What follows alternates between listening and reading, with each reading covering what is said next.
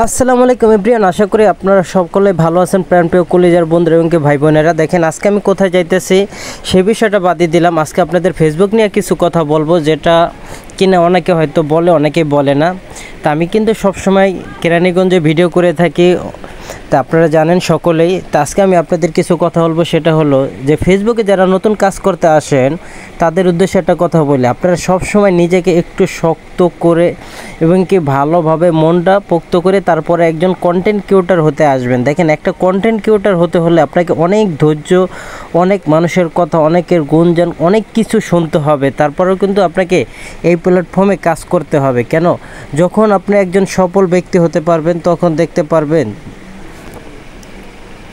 দেখতে পারবেন যে আপনাকে মানুষ কতটা ভালোবাসে সেটা আপনাকে যদি আপনি সফল না হন কখনই বুঝতে পারবেন না মানুষ যে আপনাকে কতটা ভালোবাসে।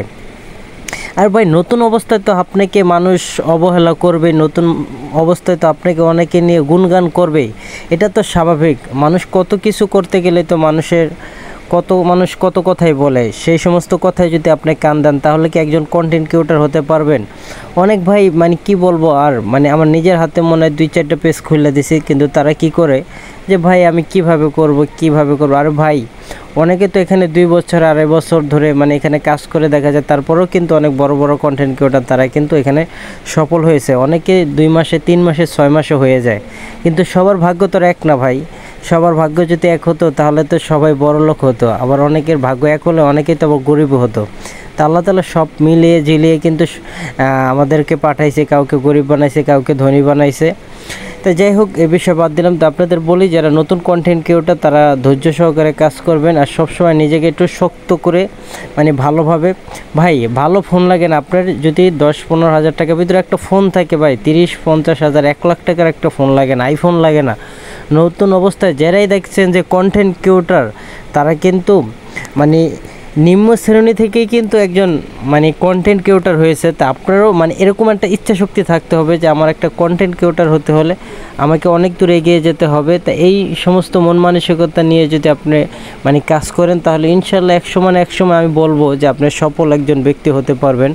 আমি জানি না কতটুকু দূর আমি এগিয়ে আসতে পারছি, কিন্তু আপনাদের আমি বলি আমি যেভাবে এগিয়ে আসলাম, সামনে যে ভালো কিছু করার চেষ্টা করব। দেখেন, হয়তো আপনার পাশে কেউ থাকবে না, যখন সফল হবে তখন কি দেখবেন কি আপনার ভাই ব্রাদার, আত্মীয় স্বজন এবং কি বন্ধু বান্ধবের অভাব থাকবে না। তাই এই প্ল্যাটফর্মটা হলো এরকম, যদি কেউ নাও থাকে আপনাকে একা একা এগিয়ে যেতে হবে। এই মনোবলটা আপনাকে সবসময় রাখতে হবে। আমি কিন্তু এই বলটা সবসময় রাখি, যদি আমার পাশে কেউ না থাকে, একমাত্র উপর আল্লাহ তাআলা আছে, সেই ভরসা নিয়ে কিন্তু আমি সবসময় কন্টেন্ট বানিয়ে যাইতেছি। তা আপনাদের ভালোবাসা থাকলে হয়তো আরও অনেক দূর এগিয়ে যেতে পারবো। আমার একটা কিন্তু ইউটিউব চ্যানেল আছে, এমডি রুবেল খান, এটা তো আপনারা দেখে আসবেন। সেম ভিডিওগুলো ওখানে দেওয়া হয়। আমার ভিডিওটা যদি ভালো লাগে, ইউটিউব থেকে দেখে থাকলে অবশ্যই সাবস্ক্রাইব করে দেবেন, আর পেজ থেকে দেখে থাকলে অবশ্যই পেজটা ফলো দিয়ে সাথে থাকবেন। ভিডিওটা কেমন হলো অবশ্যই কিন্তু কমেন্টে জানাবেন, আর আমার চুলগুলো কেমন সেটাও কিন্তু কমেন্টে বলতে ভুল